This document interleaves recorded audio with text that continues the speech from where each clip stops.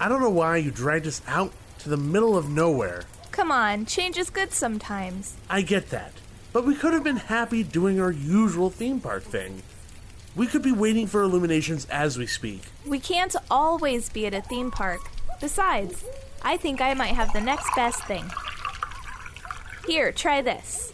I seriously doubt a cup of coffee can make me any happier about our little adventurous expedition you have us on, let alone make me forget we passed up the Magic Kingdom for this. Would you stop talking for 2 seconds and just try it? Whoa, this is good. Like, really good.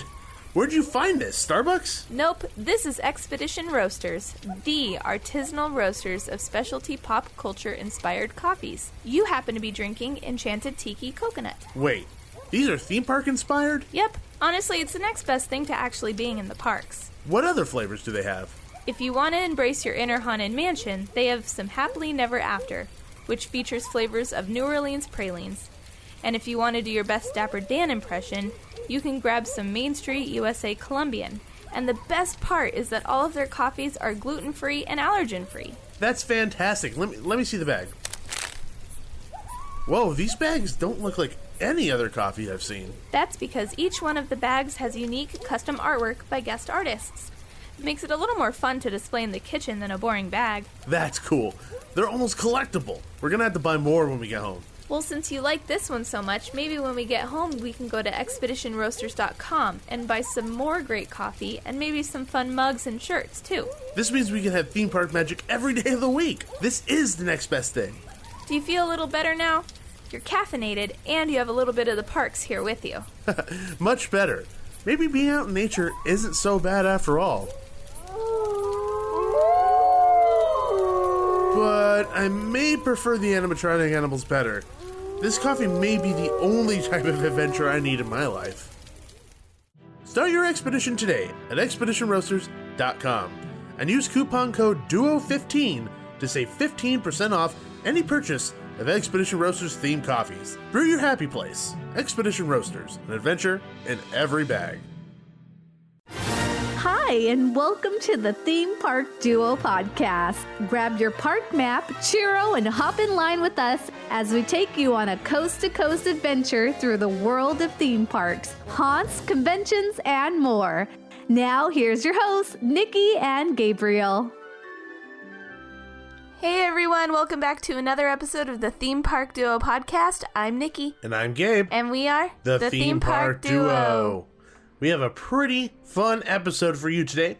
We sit down with Ted Doherty, one of the designers of MurderCo, over at Black Market Escape Rooms in Upland, to talk about the backstory behind that entire project that he's worked on with John Cook, famous from Not Scary Farm and Plague Productions, but now John Cook of Queen Mary's Dark Harbor. Blowing everyone's mind. Yeah, you know what? My brain is still blown. It just means more good stuff for us. So. That's true. Mm-hmm. The customers are the winners. Yes. Customers. That feels weird to say that. Customers. I mean, we are customers, technically. Yeah, I think there's a better name for it. But the consumer. No, that's not it either. It's okay. I shall consume. I'm going to shout out the right word like mid-show. Probably. Uh-huh. I mean, you do that quite often. It's really, really awkward. It's okay. Whether you're awkward, it's okay? Yeah. Oh, yeah, 100%. People like my quirky charm. Is that what they say? Yes. Okay. Or is that what you just hope they say? I don't know. Listeners, you tell us. We'll put a poll on... No. No, we won't. I'm not going to put a poll. My ego can't take it. Do you like Nikki's quirky charm? No, yes. We won't do this. Please, God, say yes. I don't know if I could take the truth. But no, we sat down with Ted Doherty, and it's going to be a really interesting interview. And then on top of that, we're going to be talking about my experience there with a spoiler-free review of MurderCo, and it's going to be great. So, but before we jump into any of that, let's go to Haunting Headlines.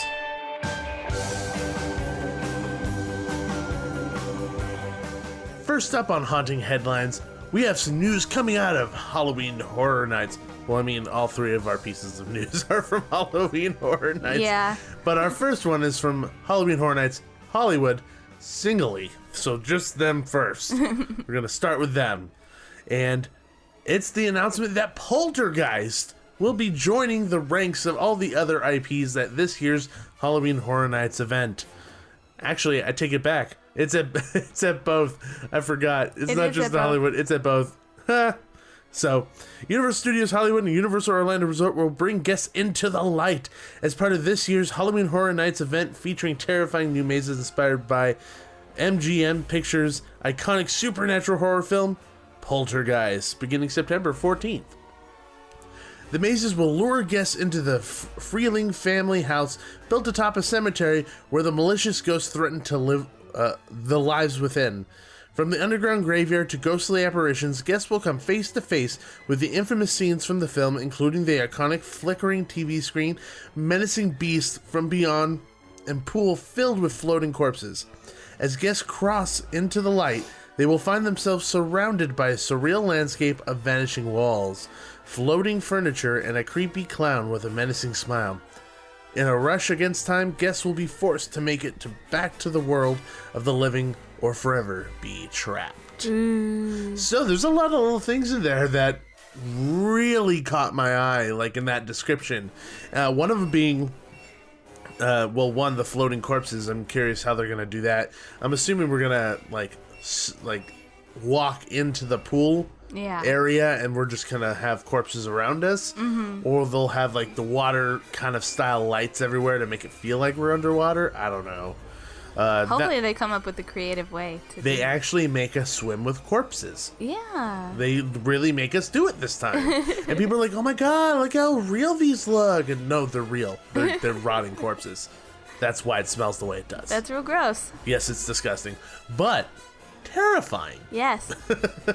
And the other thing that I thought was kind of interesting that they mentioned is surreal landscape of vanishing walls. Yeah. So I'm assuming they're gonna use like the scrim screen effect. That's what I thought. So everything lit up from the backside. It'll look like a hallway maybe. You remember that scene in the movie where she's running and the door's like really far in the distance and it just starts stretching. Yeah. Maybe it'll be something like that. And as you're walking down the hallway, the scrim screen effect will happen, and you'll see other stuff on the sides. Yeah. Exactly. That's what I'm assuming. I don't know. I mean, it's all guesses here, but it sounds like it's going to be really effects heavy. And if I'm not mistaken, I'm pretty sure Murdy said that this is the most effects he's done since Exorcist.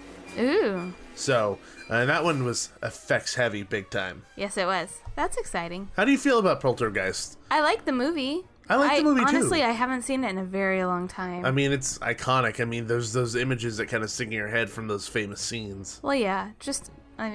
Mostly all that I think of is the little girl in front of the TV, but, I'm sure there's more that I've forgotten. It's probably been 15 years since I've seen the movie, maybe. Really? That long? 10? 10, maybe? Now I'm trying to think of if let's see, I would have been 14. If a 14-year-old me would have seen that movie. Maybe. Were you a little crybaby about it? No. Okay, then you probably I did. wasn't scared of movies like that. No, I was. No, so I'm trying to think of when I saw it. It's been a very long time. But as a maze, is this something that you would have thought of? Like, on any day, you were like, oh, definitely this movie's going to be a maze at some point. No. Yeah, me either. Yeah, not That's really. the reason why I asked. Yeah, it's not one that jumps out as like, oh yeah, that could easily be turned into a maze. But, we'll see what they do. Yeah, the first thing in my mind was I wish they did like a back-to-back 1 and 2 in one maze. I guess they're kind of leaving themselves open to do like 1 and 2. We'll do 2 next year. Forget 3. Let's just act like that didn't happen. But if they end up doing 2, I want to see them doing the scene where Craig T. Nelson, coach, throws up that tequila worm and it just grows into like a half a body and crawls out of the room. I'm sure they will. That would be amazing. That would be incredible. The fact that we would have a throw up animatronic of Craig T. Nelson. Did I say that before, Craig T. Nelson? Did I say that right? I think so. I hope so. I don't know. If I didn't, I'm sorry. I'm tired. It's late. It's almost 11 o'clock at night after a 12-hour day at work. Yeah, but we promised an episode on Tuesday. Yes. We're delivering. Anyway, what's the next piece of news? This piece of news really does come out of solely one park, but this time... You are correct, and I was very incorrect. This time it's Halloween Horror Nights Orlando. Universal Orlando Resort revealed the next terrifying original content haunted house coming to Halloween Horror Nights 2018. And we know that fans really love their original houses. The original houses are fantastic. Yeah, so this year we are getting Seeds of Extinction. It is one of 10 haunted houses that guests will experience at this year's event. Seeds of Extinction places guests on Earth moments after a meteor hits, causing immediate mass destruction across the entire planet.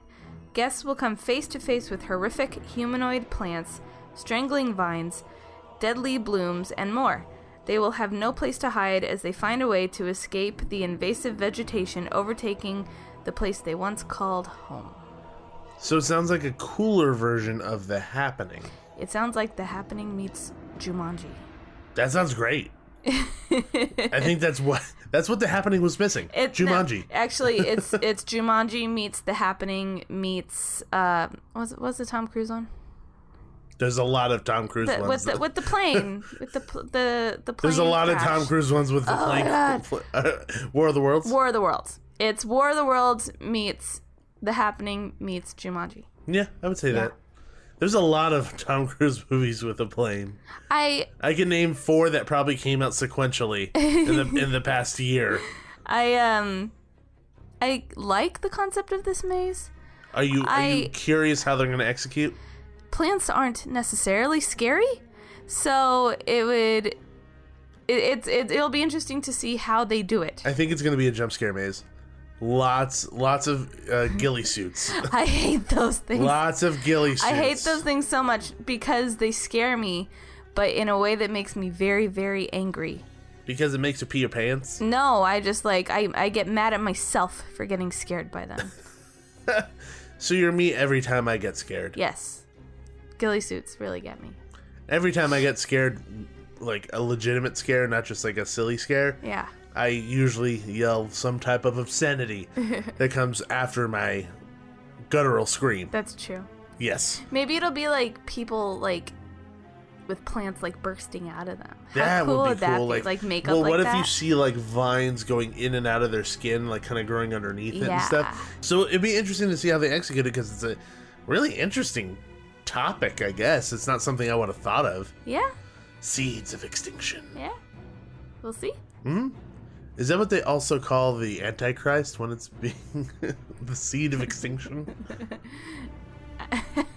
I don't know. It popped in my head. I don't even know how to respond. It popped into my head. I'm sorry I said it. Moving on. Moving on. Yes. Tickets are now on sale at Halloween Horror Nights for Hollywood. Woo. So this time it is for one park, yes. and I'm correct on that. Yes. Yes. You know that for sure because you already bought your tickets. That is true. Mm-hmm. So tickets are now on sale at Halloween Horror Nights Hollywood for Halloween Horror Nights Hollywood. And there's a multitude of different options. You could do the Fear Pass, which lets you visit up to 21 select nights. There's the Ultimate Fear Pass, which allows guests to scare every single night of the event. A 2-night Fear Pass, which allows guests to scare... It says to scare. It's like you could go there and scare people. Yeah, that's a little misleading. For 2 misleading. select nights. They have Universal Express. Then they also have the all-new RIP tour, which is 12 can... I don't know why it says this. It's so confusing. Yeah. 12 can scare in style. You're not scaring people. Yeah, that's weird. 12 can get scared in style with all-new RIP tours featuring exclusive experiences with a VIP guide, trolley transportation, valet parking, a gourmet buffet dinner, and drinks, plus unlimited Universal Express privileges to mazes and attractions. Then there's the after 2 p.m. day-night combo. Experience the park's popular daytime attractions.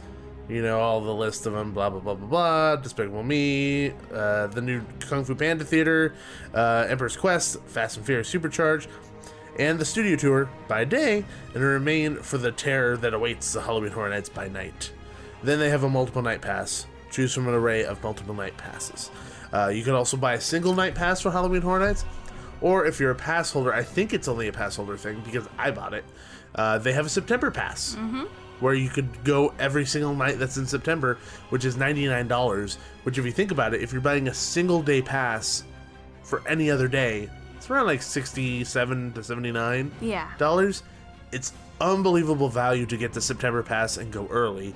And you would want to go early anyway because that's when the least amount of crowds usually show up. So yeah, I'd say like our words of wisdom is get a multi-night pass or go all out, just do one night with front of the line.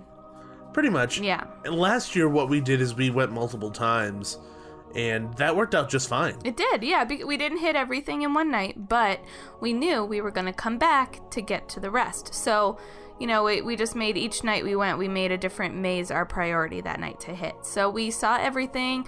We'd never waited in a line that was too long, and it was fantastic. But if you're going for one night to save yourself from hours-long waits in lines, get the front of the line. The Express Pass is really just a peace of mind. Yeah. Knowing that you're spending a lot of money, but you're going knowing that you're going to be able to achieve everything. You're going to be able to do everything. Otherwise, you're going to spend a lot of money anyway, and you're going to miss stuff, and you're going to resent it. And you're going to regret it. Yes. So, but if you do have the time, and if you happen to be a local, we highly, highly, highly suggest getting a multi-night ticket as opposed to just a single night ticket, so that you can just come back, relax, take it easy, and you could have a game plan for each time you come in. Yep. I think that's best. Mm-hmm. And then you could also eat dinner or something at City Walk, which is kind of nice, because normally if you have like a ticket or something, they'll give you a discount. Yeah, cool. So that's pretty nice. Mm-hmm. But anyway, that ends our Haunting Headlines segment. With a little bit of the news coming into the Halloween season. And we're about to jump into our interview with Ted Doherty.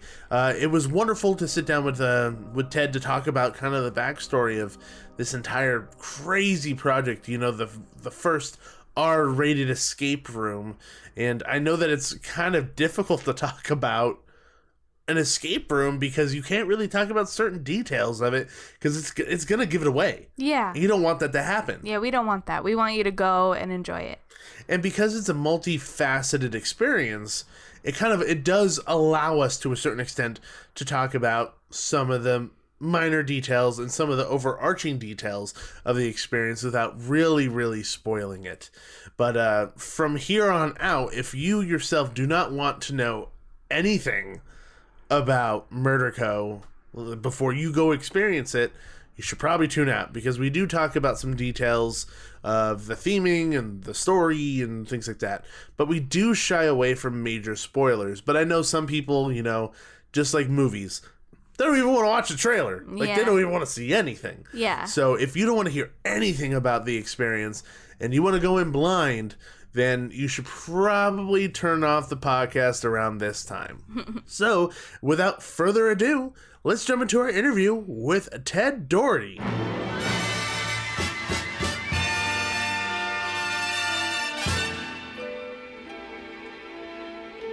What's going on, everybody? And we are finally sitting down, after some technical difficulties, of course, with the man of the hour, Ted Doherty. Hi. Thank you for joining us. I'm happy to be here.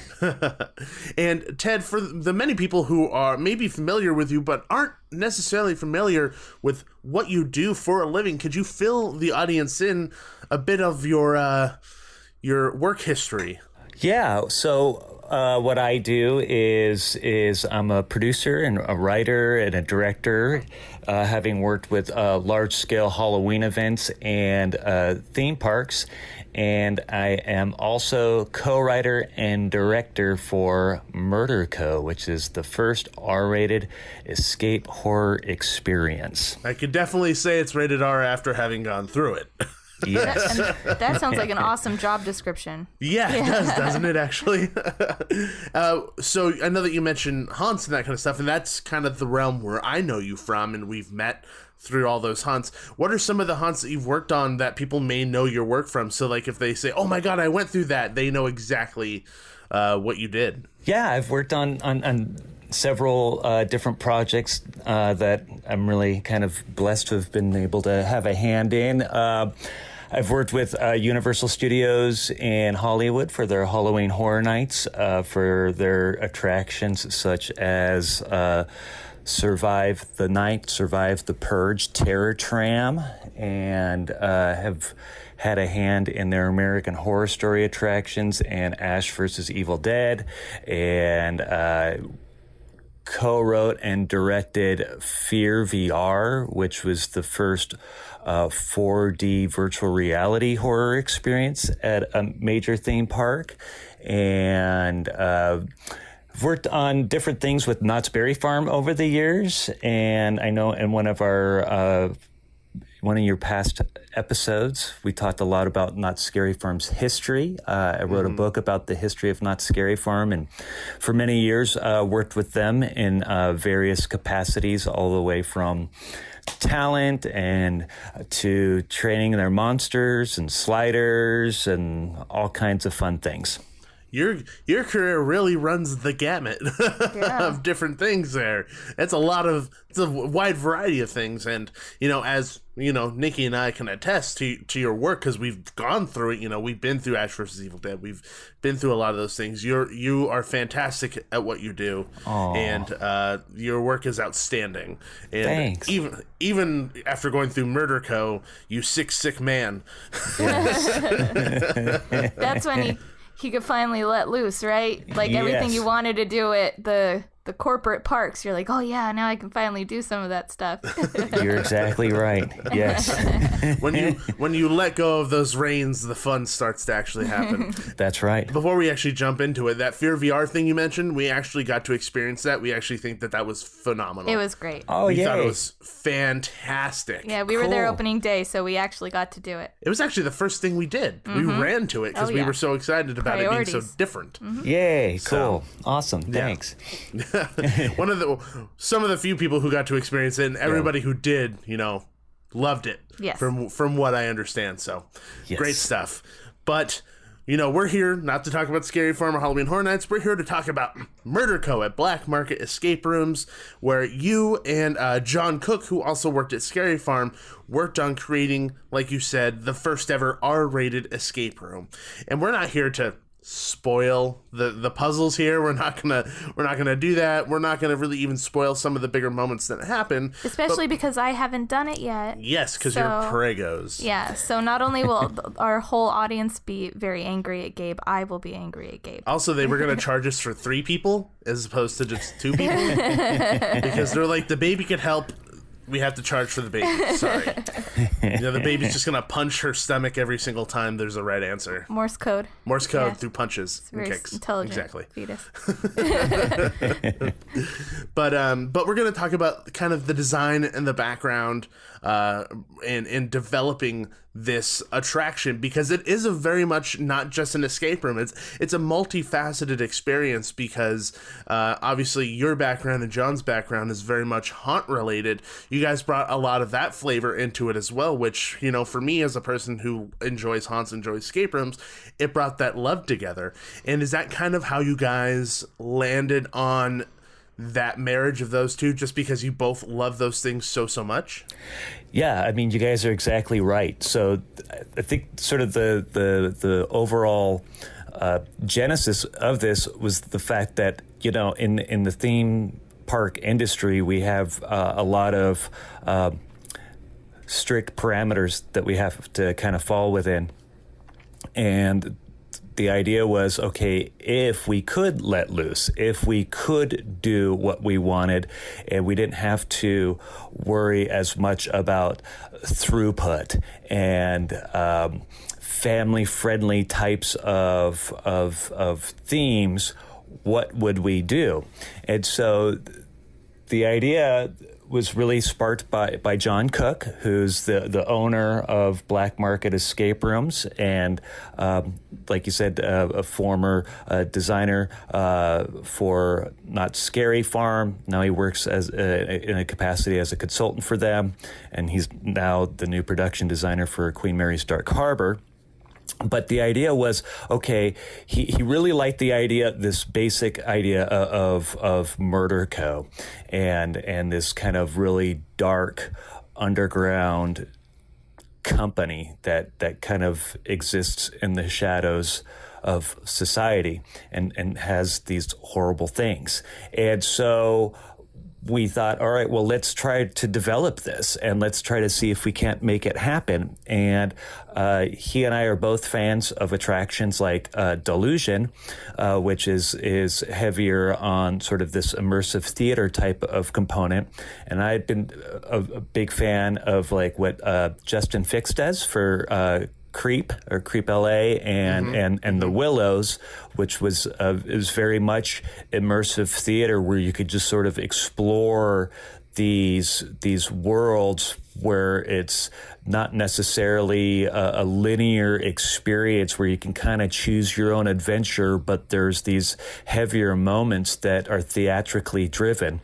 And a lot of the stuff that we've sort of worked on in the theme park world, we don't have a lot of time for those types of attractions to let a lot of substantive story build up because we got to funnel these people through.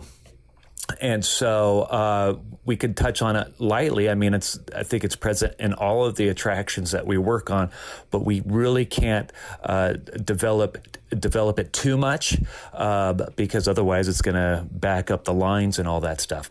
And so that's kind of what the basic starting point was.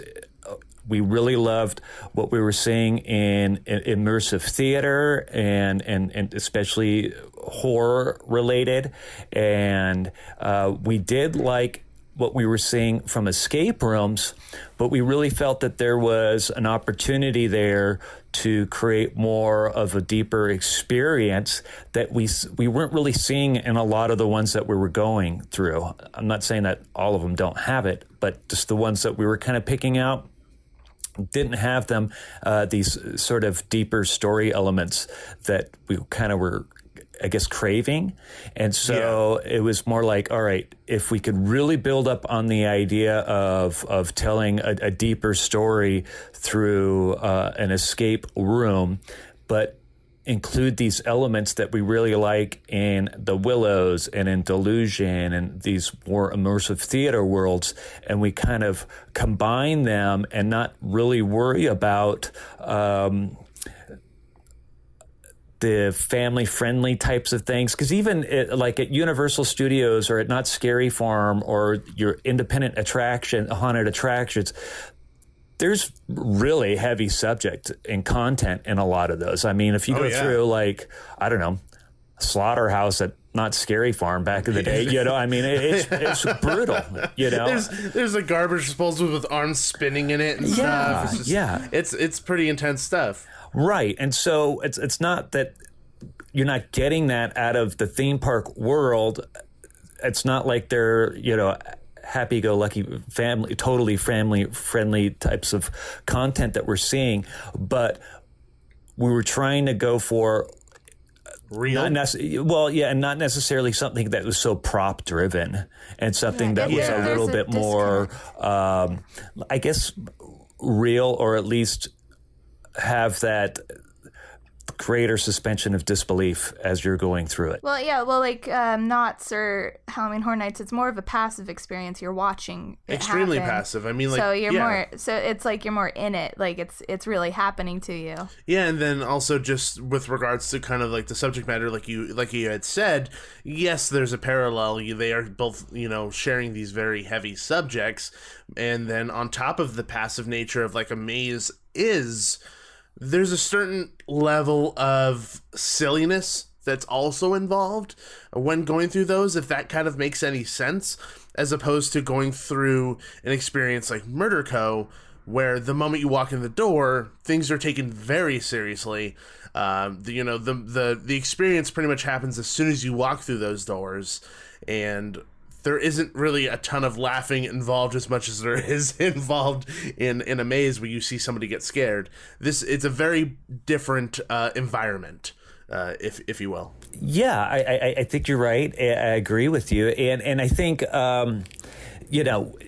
that's for sure regarding the sort of passive experiences that we have in the theme park attractions, and even most standard traditional haunted attractions, haunted houses, Independence or whatever. We're just kind of going through that linear path, and we're seeing these horrific scenes. And even though we might get some interaction with an actor that's popping out at us and yelling at us or sliding at us or whatever it is, we just kind of keep going. But the idea was, what if you were forced to stay there? And what if you really had to have a deeper connection with this actor and sort of play in this world and trying to survive and escape? That's funny because it makes people feel really uncomfortable when they have to interact with somebody like that. And Nikki, it's my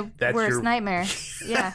Seeing Nikki go to Ghost Town Alive is probably one of the most entertaining things possible. Ghost Town Alive is very scary to me.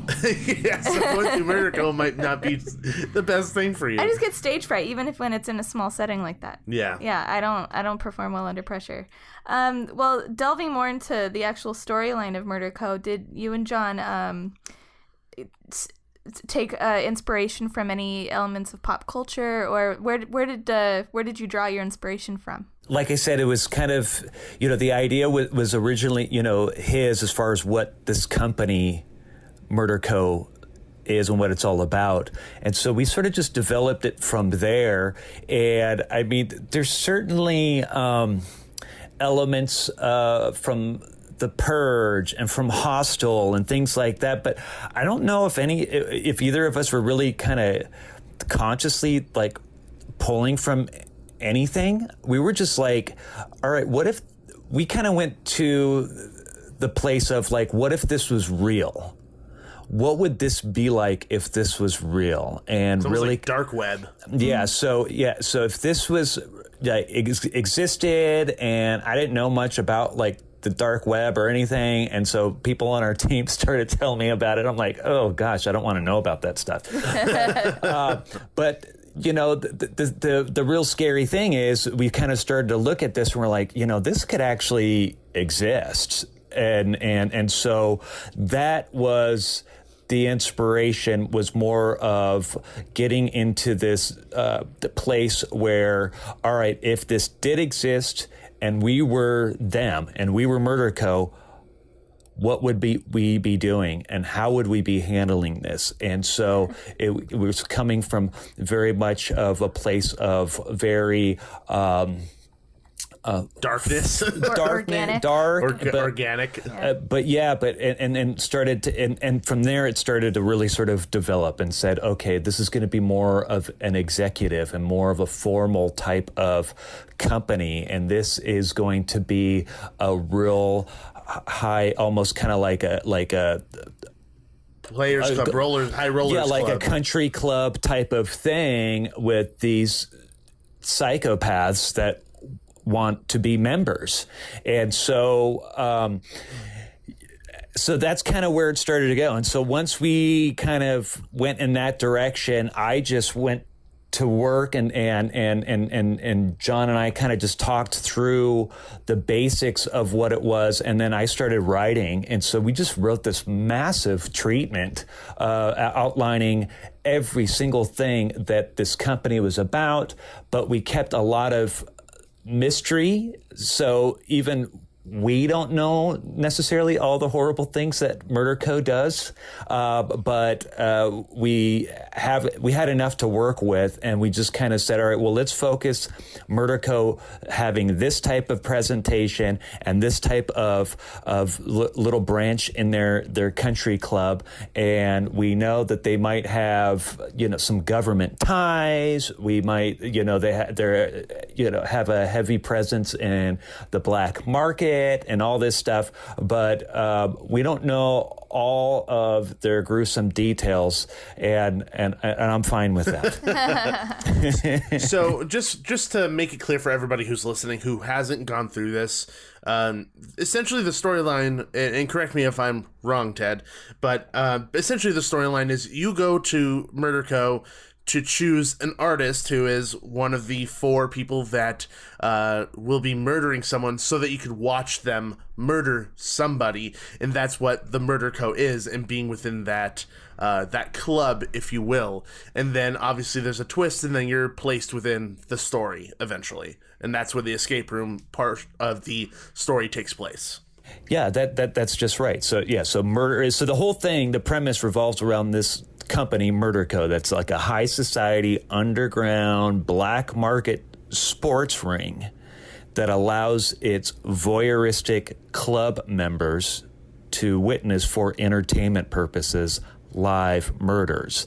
And our guests play the role of those club members, and they do indeed will watch a live murder take place. And just like you said, they as soon as they arrive, the guests must choose by unanimous vote one of their 4 murderers who will do the killing. They must also choose the weapon that will do the deed. And the murderers, we refer to them lovingly, of course, as artists, because that's what they are. And so that's, each one of the artists have their own personality, have their own show. And so that is one way we sort of immediately impact the guest's first impression, because they want to come back and say, oh my gosh, what are these other artists like in their respective shows? Well, and it worked, because I want to go back. Cool. Yeah. And then like you said, that's when the twist takes place, and the escape experience begins, but it's a theatrically driven experience, and those theatrical elements are kind of spread throughout this adventure. As you know, these our guests are kind of thrown into these dire and heavy dilemmas that include touch and interactivity. And I was talking about this at another presentation, that some of these folks have questioned their own morality. Really? Yeah, and that's right where we want them. Wow. Because that you have a massive impact on someone if that's what you're doing. Yeah, and because they're not thinking about their day job.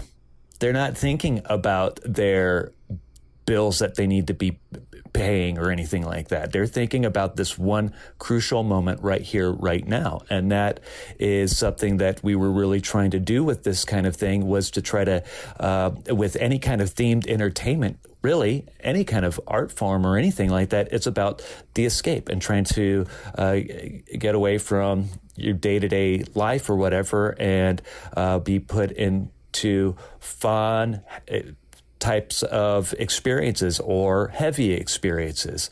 But the idea was, no matter what, and we've said this a few different times, is they thought that they were paying for an escape experience, but we've given them an escape from reality. And I think that's what a lot of these kind of attractions have the power of doing. I mean, I think you're 100% right. And even as somebody who has gone through haunts, who's gone through escape rooms, who's gone through, immersive theater, interactive theater, I even forgot about everything else except for what the task at hand was and what my environment was. And even though obviously, like, everything that you guys have set up is, imaginary, it's fake, no one's gonna get hurt, I still found myself kind of thinking, well, you should probably look at that doorway a little bit while you're doing what you're doing. And that's just in the back of my mind. And that's a testament to what you guys have done there. And I think that's, being able to change my mind like that, somebody who's so used to it, is an accomplishment in and out of itself. And I can imagine the people who don't know what they're getting themselves into, which to me is entertaining as all heck. And because of how different and how unique this experience is, and, the multifaceted nature of it, and because it's not just an escape room, did you guys find yourselves in any positions where you had difficulties in designing it, whether that be having things that you wanted to do but you couldn't because of those limitations, or the difficulty of the puzzles because of how stressful this one is as opposed to any other type of escape room? For both John and I, we're not like, I wouldn't say that we're escape room enthusiasts and have done like a zillion escape rooms. And so we were kind of like, let's just create these puzzles the best that we can and hope that they're going to be good enough. So we really didn't know until we started testing, like how difficult or how easy these things were going to be. And so once we started testing, we were able to make the adjustments. But we were pretty pleased with what we were coming up with, having been pretty challenging for folks, but simple enough for people to kind of be able to get through it. One of the bigger questions that we get from the escape room enthusiasts is, well, what's your success rate versus what's your fail rate and stuff? And we've never kept track of that. And I know that that's what a lot of escape rooms do, and that's great, especially for the spirit of competition and all that. And I love that component. But for this attraction, we didn't really think too much about it because we want our guests to see what we designed. And so we want people to get through it. And so we weren't ever really interested, at least for us personally, about keeping track of the wins and the losses and all that stuff. For us, it's not that type of experience versus more of your kind of traditional escape room. But with that said, we've had a pretty good balance between those who fail and those that survive. But I don't know if that answers your question or not, but I think for the most part, we were just trying to go with the idea of let's just do the best that we can, and maybe ignorance is bliss in this kind of instance, and let's just see if we could just do it on our own, and if we're struggling and it's really not working, then we'll just go and bring in a consultant that knows about these things. But we never reached the point where we really felt compelled to have to do that. And I agree. I don't think you need any competition really within the setting of what you guys have done, because it's more story driven than any other escape room is, and it's more important to focus on the story, and whether or not that takes you 45 minutes or 50 minutes or 55 minutes, as long as you're experiencing it and you're getting every piece of the story, that's all that really matters in the end. Yeah, because ultimately that's the end goal, is to experience the story, right? And I mean, you did answer my question if there was any like difficulties and that kind of stuff, but on top of that, was there anything that you guys wanted to do but you knew you probably couldn't because of that situation of the escape room? Because, like you had said, there's the confines of a theme park, and it's like, okay, well, we have to have throughput and we have to do this, so we can't do A, B, C, and D. Or even with regards to like theming or violence in that sense.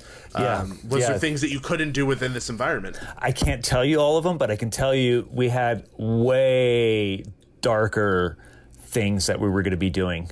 And I don't know how it could get darker. Dude, it was gnarly. And we're just like, you know what? Some folks on the team were just like, I don't think you should, you can have people doing that. We're like, okay. So I mean, there was some pretty heavy things. Maybe someday all of that, we'll publicize some of those things. But we had to kind of give and take throughout the whole process. I think we were going for broke in some instances, and we're just like, let's really make this like ultra in your face. Let's just make this as brutal as possible. And then we had to kind of scale back on some of it.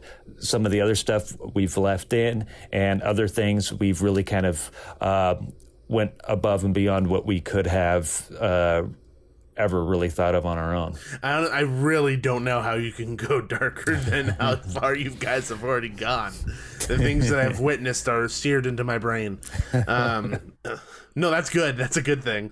And I mean, like, those ideas can come back later in a different form because, like we have already said, you know, your experience is very much story driven.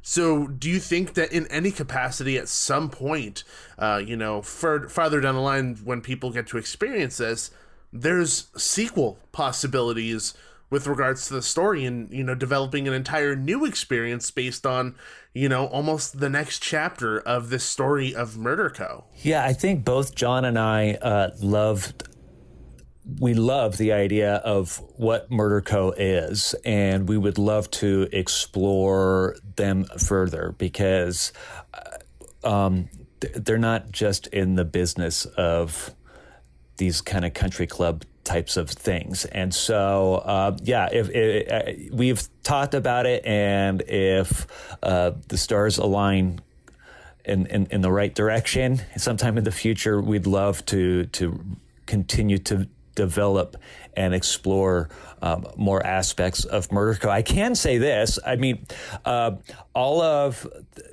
the backstory, the treatment, and the characters and all that stuff. There's a lot of information and content there that just did not make it to the public eye, and so there's a lot of resources we could pull from, just even in the things that were already written that we could really kind of explore. Yeah, I mean, I think that's super exciting because, like you said, there's so much of that background that it helps drive those characters, even if the guests don't see it. And I'm excited to see what you guys do with it, because if this is just the beginning, whew, we're in for it. Yeah. And other than MurderCo, like, do you have like a wish list of other themes that have just been brewing in your head since you started this whole process that you would love to see made into future escape rooms? Yeah, because you haven't done an escape rooms before until this, right? So I think that's interesting. For me personally, like, I never set out to say, okay, I'm going to get into the escape room business or anything like that. So, like, I mean, we've thought about some different types of adventures. I work also with Hollow Studios, which is an immersive media based production company, and they have a new VR escape experience opening later this year. That's holy crap. That's called The Wax House. That's based on the story of Jack the Ripper, and so that is an interesting medium to work with because certainly in VR, we were able to kind of explore some different types of elements that we would not be able to do in real life. But with respect to like a standard theme for just this kind of escape room or escape experience that MurderCo is, I mean, yeah, we've thought about it. Nothing I want to reveal too much right now, but I mean, we have definitely thought about it. Yeah. Yeah. Okay, well, I mean, I don't want to go too much deeper into this because I want people to go and experience this themselves. When you leave, you will breathe a sigh of relief. Trust me. Once you get out, because I sure did.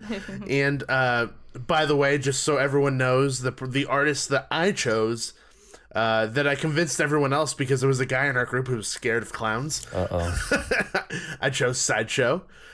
He is the resident clown of MurderCo, and I could tell you firsthand that he was an amazing, gracious artist beyond all belief. And those are the perfect words to really describe our experience, because I'm not going to tell you what happens. It's got to go and experience it yourself.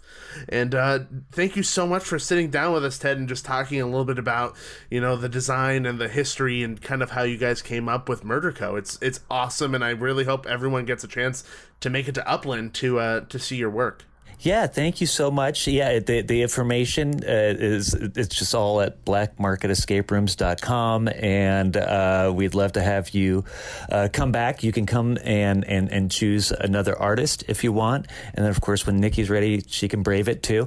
And but yeah, I mean, I'm happy I'm happy to talk about it, and I'm happy that you got to finally experience it. Of course, and thank you so much, and have a great day, man. Yeah. Thank you, guys.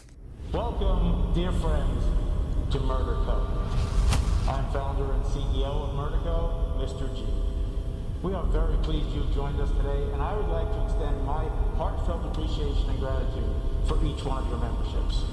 It is my highest priority to ensure MurderCo provides you with absolutely the best show your hard-earned money can buy. Your membership entitles you to access to all our locations as we continue to provide you with top-tier, effective, and satisfying entertainment. And that entertainment is not only our civic entitlement, it is the delicate, fragile art of taking human life.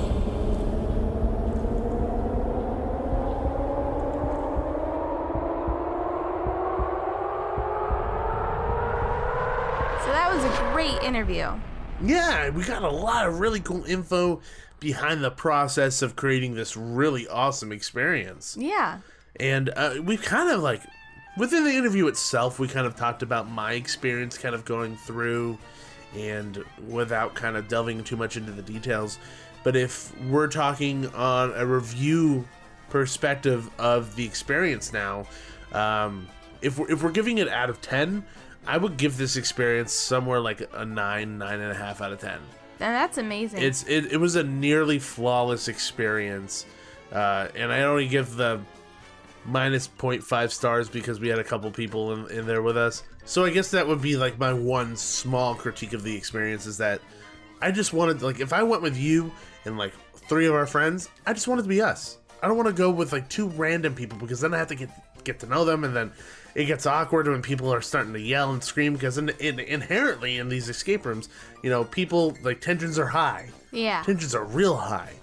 It's not like some random guy is going to start screaming at me about trying to get out of an escape room. Yeah. I don't want that. Well, I guess that's a word of advice to everyone who's listening. Go with a group of 6.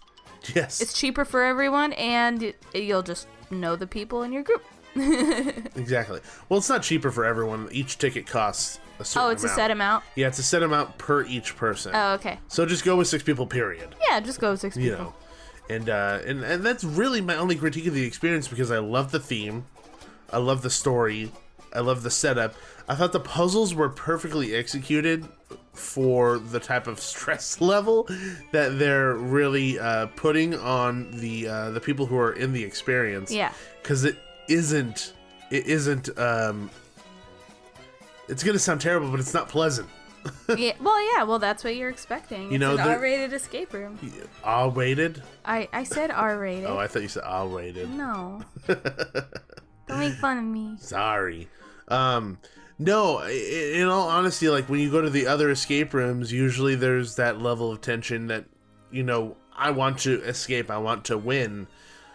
I could tell you that within this one, I never once in my head thought, oh, I want to win, I want to escape. I was so sucked into the process and the story of what was going on that was never a thought in my head. So that level of stress changed from just like a simplistic I want to win to everything else that they were throwing at you in that process. So all the puzzles that they included were easy enough to solve with that added stress. Yeah. Nothing was like overly difficult to solve. Yeah, good. They were difficult at times, like just trying to find the bits and pieces of stuff, literally and figuratively. But overall, they all seemed doable. Obviously, because we got out. That's good. And like, I don't know if Ted said this or someone else said this, but they want everyone to finish. They don't want people to not be able to finish. Well, yeah, Ted said that. Yeah. Yeah. We interviewed him a few days ago. I apologize. Yeah, it was a while ago when we interviewed him. We're doing this out of order. Yeah, this is a typical thing for us, but normally we'll record our segment before or after. Yeah. So the fact that it was a while ago doesn't help with memory. I did remember that it was said, though. Yes. No, yeah. And I would want people to make it out, too. Yeah. Because you want them to enjoy the experience. It's not fun to get stuck in there and not get out. Yeah. You know, you want people to succeed to a certain extent. And everything they threw at us, you know, made me like it even more. Even though the stuff scared the crap out of me, which I'm pretty sure I mentioned in the interview, you know, those things that happened that made me scream. I still enjoyed it even more when those moments happened because it really was a mixture of, you know, a haunt with an escape room, and those are like two really cool things when they cross paths. And I think that the thing that they've created with the mixture of two is something that we've never seen before, something I've never done before, and something I never knew that I needed in my life. So, seriously, a huge hearty thank you to everyone over at Black Market Escape Rooms, you know, MurderCo, for putting on such a fantastic show for me and my friends that were there, and thank you for creating such an awesome experience on top of that. We can't wait to see what else Plague Productions has in their hand to throw at us.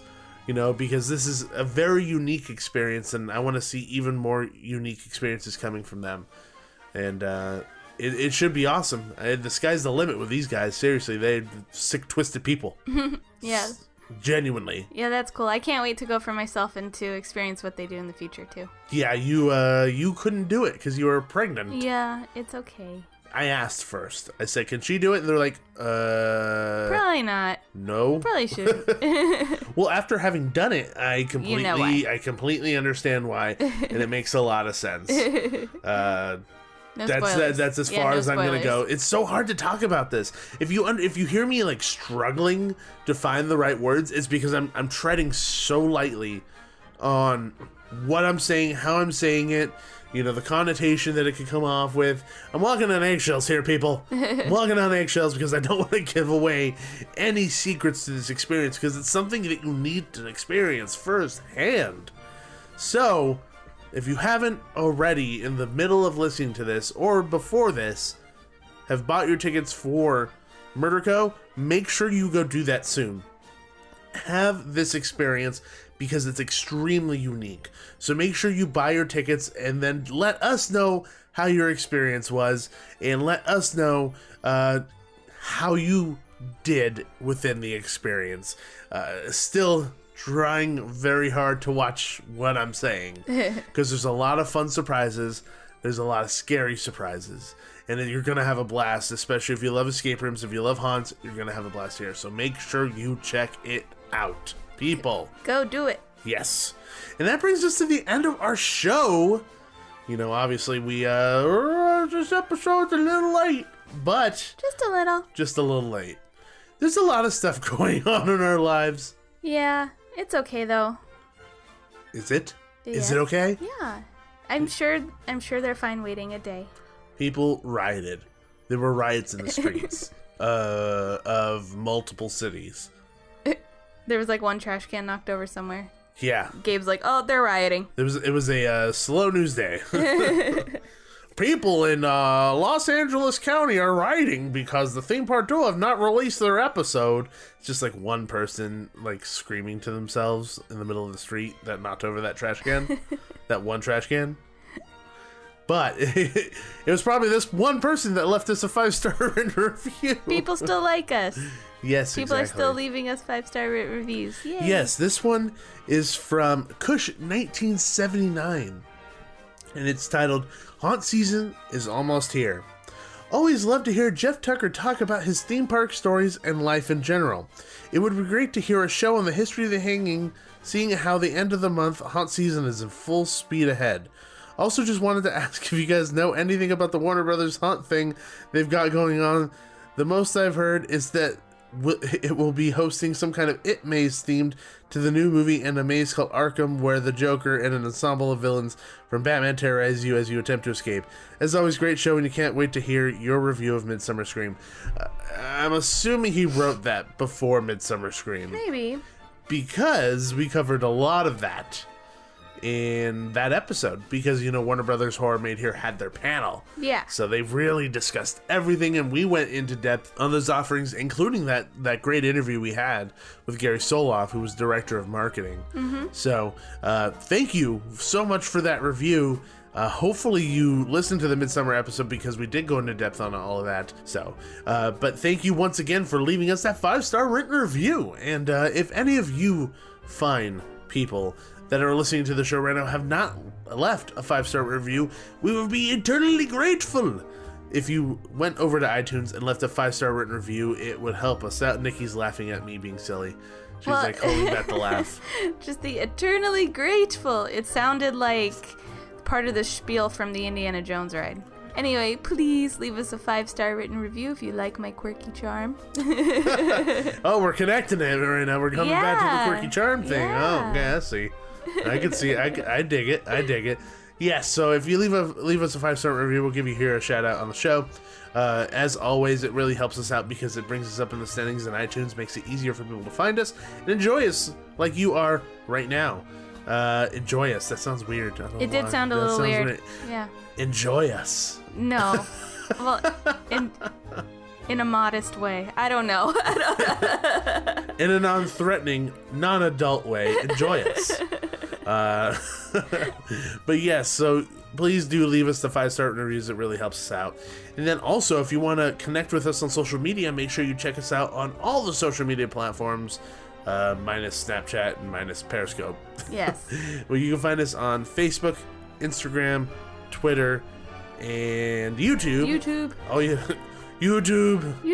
have to do is search Theme Park Duo. And we just got a fancy new camera contraption, so we are going to be YouTubing a little bit more. Hopefully. Yeah. No, we will.